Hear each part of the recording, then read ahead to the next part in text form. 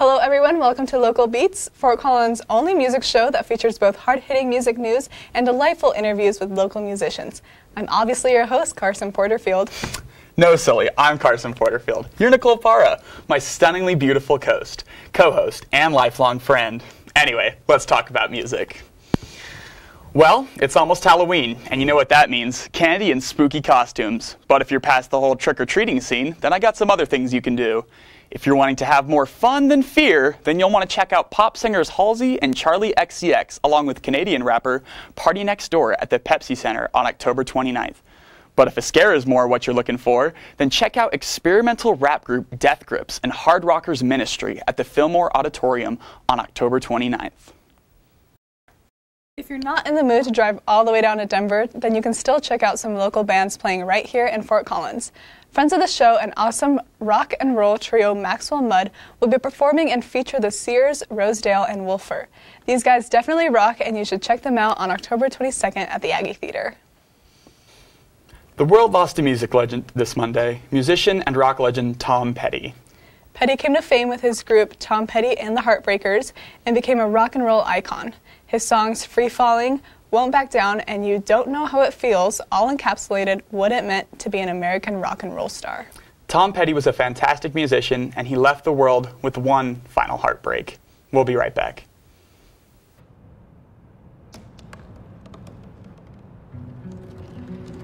They said I couldn't dream. Called me a piece of trash and swore that's all I'd ever be.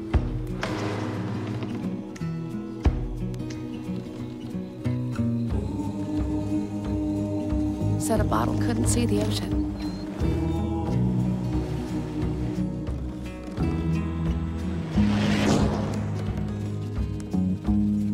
Give up. Go back to the dumpster. But I didn't listen. I made my way.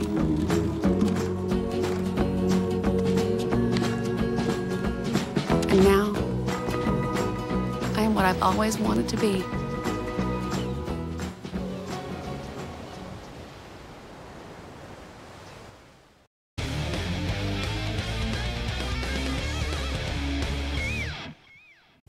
Welcome back to Local Beats. I'm Carson, and today I'm here with Tony from James Anthony Studio. How you doing today, Good, Tony? man. Good. Thanks for having me. Cool. Well, thank you so much for being here. Do you want to tell us a little about yourself and what you're kind of doing? Yeah, so I'm a local musician that does a lot of different rock music and alternative stuff, and yeah, just been playing, and we're actually working on a new album right now, my first full-length album. Awesome. Yeah. And that's in the studio you created, correct? Yeah, so it's nothing fancy. It's just a few microphones and a laptop that I set up in my my apartment bedroom, so, but it works. Yeah. I've been recording off that for a while now. So. That's awesome.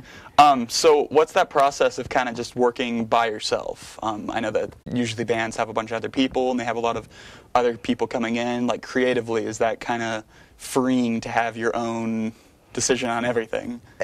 It kind of is, but it's also kind of a curse at the same time, because I play guitar, drums, vocals, and bass, but I'm not that good at drums, so it would be kind of nice to have someone else who knew what they were doing on the drums. But so from that standpoint, I guess it kind of causes a little bit of issue, but I like it a lot. This is my first full-length album, like I said, so I actually took a new creative writing process from my previous projects before. So I started in January and just started writing, and it kind of took on a life of its own. And then one thing led to another, and then now I have almost a full album now. So. Wow, that's awesome. That's awesome. So, and you said you're kind of rock, alternative. What are maybe some of kind of your influences, or what is some other music you've liked in the past, or that has helped you kind of get here? Actually, I grew up listening to country and gospel. That's all my parents listened to. So actually, I didn't even know rock was out there until one day we were driving home, and I was with my dad, and AC/DC, Back in Black, came on the radio, and it just blew my mind. I was like, "Whoa, what is this?" And he showed me, and then and then he started showing me all the bands that he used to listen to when he was a kid or my age, and you know, like Kiss, Guns N' Roses, Poison, all that stuff, and then it just went on from there. So some of my biggest influences right now are probably Skillet, Papa Roach, bunch of different ones. Let's see. AC/DC, obviously.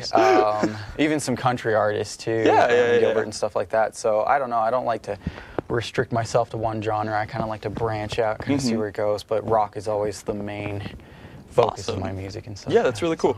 So, and you were talking about your album. How many songs is it, and is there kind of like a main focus about the album? Is it about anything? So, it actually started off with one song. It's actually a single up on my YouTube page right now called Head Game, which was a song that I wrote in January. I was in a really dark place, and it was kind of talking about, like, I need to get out of my head, and, you know, there's more out there and stuff like that. So then I was like, I could make this into an album. So I didn't really have a focus or a plan for it when I started writing it. I just kind of started putting songs to it, and it kind of grew into a life of its own. So really it's a story about like going through depression and anxiety and stuff like that, something I really faced this year. So it starts off kind of dark and hard with songs like Head Game, and then my other single that I just released called Falling Lights. And then it kind of goes into this lighter side of things of where you start to turn around and start realizing getting out of this source of depression and, you know, start getting back into normal life really. And then, yeah, so it's just kind of an evolution of kind of my journey throughout this year. That's awesome. That's really cool. That's really cool. Do you have any upcoming performances, like any where people can look for you? I don't right now. I've been playing a lot of open mics just because it's me and an acoustic guitar. It was pretty fun to kind of get back out there. I've been a part of a lot of different bands, and so it's been a while since I performed live, so it's kind of nice to get back out and start with the smaller venue. But I'm working with another drummer right now, and hopefully we'll start playing some bigger shows and stuff. And that's awesome. More heavy. Yeah, thank you so much for being here. Is there anything else you'd like to maybe say to the audience? Some places we can find your music, anything like that? Yeah, I'm working on a website right now, so you can check it out on YouTube, Instagram, Facebook, all under James Anthony Studios. For Instagram, it's James_Anthony Studios. Yeah, go check it out, and the album will be released here in January, actually. Awesome. Yeah. Tony, thank you so much for having us. I appreciate it.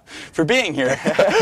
We'll be right back. You are listening to 90.5 KCSU Fort Collins with DJ Meanbeat, DJ Nightshade, DJ Wildcard.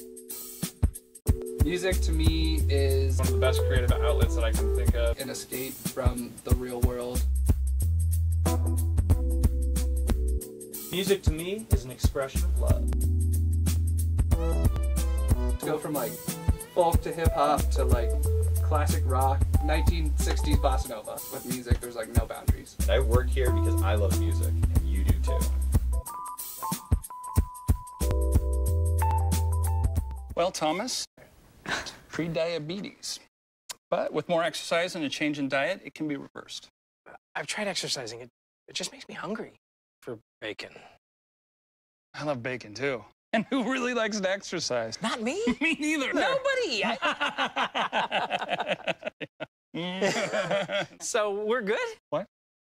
Oh, you still have pre-diabetes. Big time.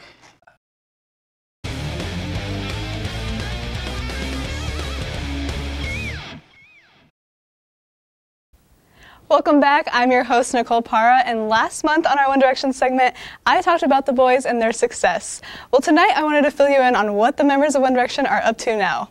Let's start with Harry Styles. Styles has been my favorite since I was a 15-year-old freshman in high school. He's tall, he has beautiful eyes, he has a deep voice, and a jawline that literally gives me life. But anyway, after the announcement of the one-day hiatus, Styles began working on his album. The album titled Harry Styles was released in May of 2017. He even announced a tour before having an album out on the market. He is scheduled to play in Denver on July 3rd of 2018. Niall Horan is another member who is currently on tour. Yet Horan doesn't even have an album out yet. His album is scheduled to release in just 2 weeks on October 20th. The album is titled Flicker. Louis Tomlinson is the oldest member of the band. He is working on solo projects but does not have an album, nor has he announced an album release date yet. He has 2 songs out called Just Hold On and Back to You. Just Hold On features Steve Aoki and Back to You features BB Rexa. When he's not working on his album, Tomlinson is usually on Twitter telling his fans how much he loves Niall's work. Liam Payne was always the dad of the group. He doesn't have an album out yet, and he hasn't talked about a future release date either. He has a single out called Strip That Down, which features Quavo, while his other single, Get Low, is in collaboration with Zedd.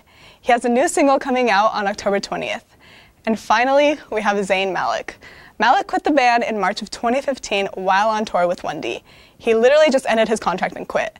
That was an odd time for fans. Some fans, like myself, didn't know whether to be sad, angry, or sympathetic. His first single after 1D, Pillow Talk, was released in January of 2016. Even though I was really annoyed with him, I have to admit the single was a banger. It was entirely his style and writing process. Simply put, it had his name written all over it. His album titled Mind of Mine was released in March of 2016. But guess what? It is now September of 2017, and he still hasn't been on tour.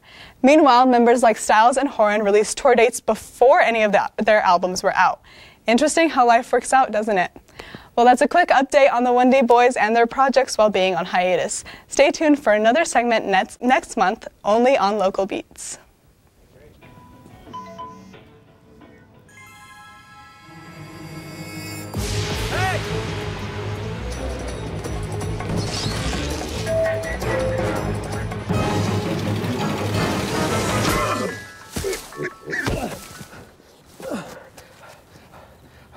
So, same time next week? Well, of course. Put away a few bucks, feel like $1,000,000. For free tips to help you save, go to Feed the Pig.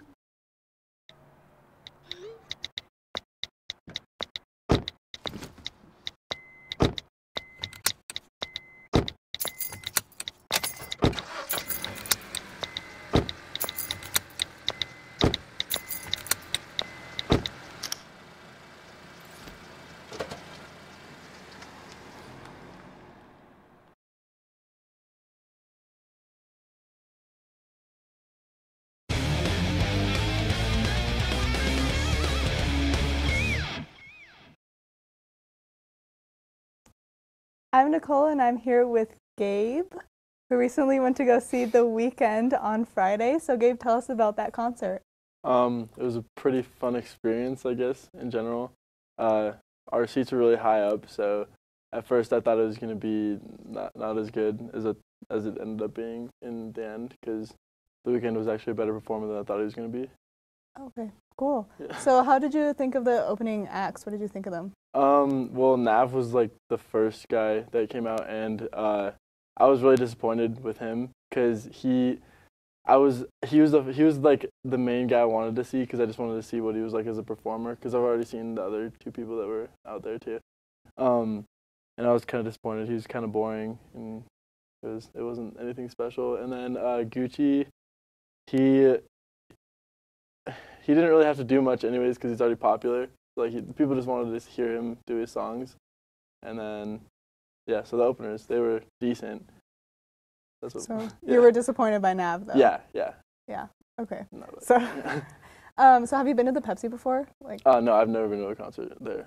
Oh, really? Before. Like I've been to events there, I've never been to a concert there. So was that like a cool first experience for you? Tell me about yeah, your I first mean, the experience seating, like usually when I go to concerts, it's like general admission, so you go in and then like you get to basically choose where you are, depending on how early you are. But at the Pepsi Center, it's not like that, because you go and you have your seat already. So like our seats were pretty high up, like I said, so like we didn't really have a chance to like move or anything. Like we were just kind of sitting there. So I get like the Pepsi Center is really cool though, because of like all the light shows that they were able to do and everything, and like just the shows in general, like because they had like this drop down thing. It was like an arrow. It was made the show really cool for The Weeknd. Yeah. So you said you've seen The Weeknd before? Not technically, no. I haven't actually. How did this first time seeing him, like how, what was your favorite moment of the concert? Just like I said, the drop down thing. So like they had a lot of special like effects, I guess, with they had lights and they had like props and everything out there. And that, like, it was all really cool. It was a really well put together show. You could tell that they worked really hard on it. Because other artists, like if they come out, it's not that big of a concert or something in certain cities. So, but they did really well with the Weeknd show. So how was the atmosphere and environment? Did you go in line a certain time before the concert started, or how did you feel everyone was Were they pumped or? Yeah, it was a weird, like, because it was cold outside, so there wasn't a lot of people outside at the beginning. Like, everybody was just sitting in their cars, and then right when the doors opened, like, everybody just, like, ran to the doors. And then we all just kind of, like, went to our seats quietly and just sat there for a really long time before, like, before the openers came out. So, talk to us about The Weeknd. What was your favorite song that he performed? Probably just Starboy, just because that was one he opened up with, and then it was really cool. He came out of, like, the ground. Nobody knew where he was going to come from because there were so many, like, different stimuli going around, and, like, there's so many places to look, but then all of a sudden, like, this, like, blue, like, light that, like, circled on the floor, and then he just came out of it. And it was really cool. So what song did he end with, do you know? I don't remember. Oh. I think, we left early, so, like, oh, okay. Yeah. Why? Because he had a song, and he walked off the stage, and everything went black, and the lights turned on, so everybody's leaving, but then as everybody's leaving, the lights, like, shut back off, and he came back out and sang another song while we were already, like, out the door. Oh, okay. So he did, like, type of encore? Yeah, he did, like, a crowd pleaser type of thing. Yeah. So how did this concert compare to other concerts you've been to? What other concerts have you been to? I've been to Big Gig. I've just been to, like, a lot of small, like, concerts, like, besides Big Gig, Summer Jam, like, just, like, the regular music festivals. Like, I saw Kid Cudi at a music festival. But I think I was telling my friend that, like, after this concert, I think that The Weeknd was definitely the best performer I've ever seen. He's not, like, my favorite music artist I've ever seen, but, like, he's definitely the best performer I've ever seen. So who is your favorite music artist that you've seen? That I've seen? Or music artists in general? My favorite is probably Kid Cudi. He's on a slight decline, but I think he's gonna come back. I think so. I hope so. So how did it come about that you went to this concert? Like, did you want to go for a long time, or? So, me and my friends, we've been looking at, like, concerts that we wanted to go to, and we kind of made a list of them, but we were gonna have to choose what concerts we were going to go to because of, like, the cost of them, obviously. For college students, we don't have that much money to spend on it. But basically, my friend that I went with, his favorite music artist is Gucci. So, and it was his birthday on, like, the Wednesday before. So, and then Claire texted me, like, we weren't going to get tickets because they were too expensive. And it was the Pepsi Center, so, like, we knew that we weren't going to get good seats if we wanted to pay less money. So then, my friend Claire texted me, and she like, as a last resort for her, I guess, she was just giving me the tickets. And I was like, okay. So we went, and I took Alec. Yep, took my friend Alec for his birthday. Well, that's really cool. Yeah. That seemed like a fun experience. It was. Well, thank you, Gabe, so much for talking to The Weeknd, about The Weeknd to us. And I hope that you go to many more concerts in the future. Me too. Listen, I realize that I'm not perfect, but it all really started to change because you judge me for having a problem. No one is going to know that I need help. I need help. I know that no one is going to judge me for having a problem. I realize that I'm not perfect, but it all really started to change because you listen. Okay, so we drowned the fire, stirred it, drowned it again, and now just feel if it's cold. Yeah. Cool.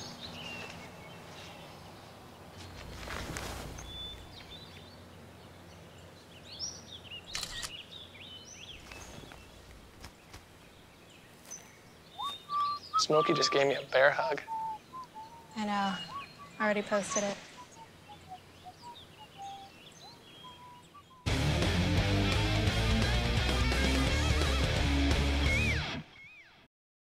Hi everybody, welcome back to The Beatbox, the now 100% improv segment. I'm America's favorite sweet boy, Carson Porterfield. And on this episode, we're going to talk about obscure and unknown musicians that I find interesting. You know, it's just a bunch of guys that maybe you could research and check them out. They're all pretty fun. Let's start off with the French singer-songwriter Soko. She became famous with her debut song, I'll Keep... Oh. She became famous with her debut song, I'll Kill Her. The song's basically about her getting revenge on someone who stole her partner from her. Her first album, I Thought I Was an Alien, is this very dreamy and sweet kind of lullaby album that really rocks you to bed. Then her second album is a hardcore punk-oriented album that's called My Dreams Dictate My Reality. If you like sweet French accents and beautiful melodies and a little bit of rock, then you'll love SoCo. The next musician is Kyle Kraft. He was born in Louisiana, and a year ago he signed to Sub Pop Records, which in my opinion is the best record label, and he came out with the debut album Dolls of Highland last year. My favorite songs from that album are The Eye of a Hurricane, Berlin, Future Mid-City Massacre, and Jane Beat the Reaper. He kind of sounds like if Bob Dylan and David Bowie made a funkadelic love child and raised him in the swamps of Louisiana. Currently, he's doing this project called Girl Crazy, where he takes these weekly singles and he takes famous songs by female songwriters and he covers them. He's done Waterfalls by TLC, Call Me by Blondie, and Distant Fingers by Patti Smith. They're all really fun, and he kind of adds his own twist to them. I saw him live last year, and I even got to meet him, and he was a really awesome musician and just a really cool guy. The next artist is an up-and-coming bass player named Steve Lacy. He started off playing with the hip-hop group The Internet. Maybe change that picture. The next guy is named Steve Lacy. He started in the band called The Internet, and he was the bass player for him, but then he started to make his own solo music, and it's just this very cool, unique, very funkadelic, old school thing, and he came out with a demo tape called Steve Lacy's Demo Tapes, and it features this very funky beats with this heavy bass, and it's just very slapping, and it kind of gets you going. He's been featured on albums like Flower Boy by Tyler, the Creator, and many other artists are working with him, and he's kind of really up and coming, and he's really cool. If you like funk and silky smooth jams, then you should definitely check him out. The last artist I really enjoy is Ski Mask the Slump God. I know it's kind of a silly name, but he makes great music. He was born in Florida, and he kind of started getting his music off on the music service SoundCloud, and he became known for his fast rap and his unique flow. He released the mixtape You Will Regret and the single Catch Me Outside. Not the Catch Me Outside meme girl who's whatever. It's sampled from Missy Elliott's song She's a Bee, and it features him rapping over it quickly and coolly, and it's just got this great hook, and I really love it, and you should totally check it out. It's a great party banger. Now I want to talk about something that is very dear to my heart, concert tickets. More specifically, service fees. Last week, I purchased tickets to see the group Death Grips perform at the Fillmore Auditorium in Denver. At first, I saw the tickets were $35, which isn't too bad for a concert ticket. But I went to purchase the ticket, and the total was $51. Now, I don't know about you, but as a broke college kid, it really sucks when you're charged $16 for a service fee. Tickets sold on websites like Ticketmaster, StubHub, and Live Nation charge service fees that end up being about half the price of the ticket itself. I personally think this is outrageous and takes advantage of people who just want to get good seats to their favorite bands and performers. Hopefully something will happen. I don't know. I'd like to end this episode of Local Beats on a more serious note. 3 days ago, there was a terrorist attack in Las Vegas. A man opened fire on a crowd of people attending a country music festival, killing 58 and injuring more than 500. It saddens me that this man used music for his platform of terror. Music is something that is meant to bring people together and should never be used for fear or hatred. Music is for everyone. It's the universal language that anyone can speak, and no person should ever feel discriminated or alone when they have music. So, in this aftermath of one of the largest mass shootings, I want to remember the victims of this attack and remind everyone to never let fear and hatred overcome the beauty that music creates. And I'd like to take a moment of silence as we end this episode. Thank you.